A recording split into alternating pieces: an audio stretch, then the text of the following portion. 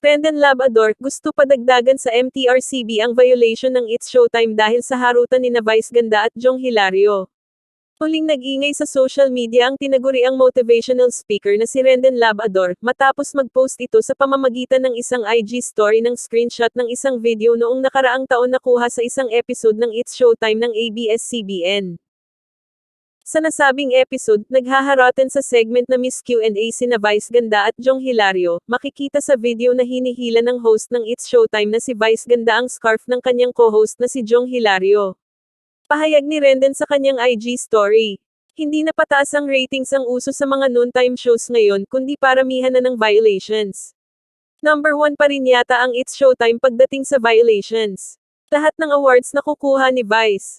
MTRCB. Pakiimbestigahan nga ito at pakidagdag sa mga paglabag kung maaari. Dapat sila ang tanggalin ninyo sa internet at hindi ako.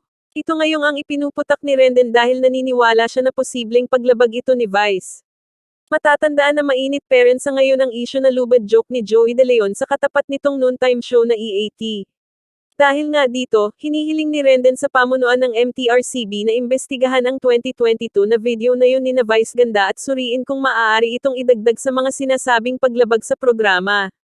Hanggang sa ngayon nga ay hinihintay pa ang opisyal na desisyon ng MTRCB hinggil sa ipunataw nitong 12-day suspension sa It's Showtime dahil sa umano'y mga paglabag, kasama na ang kontrobersyal na icing eating moment ni Vice at Ayon Perez.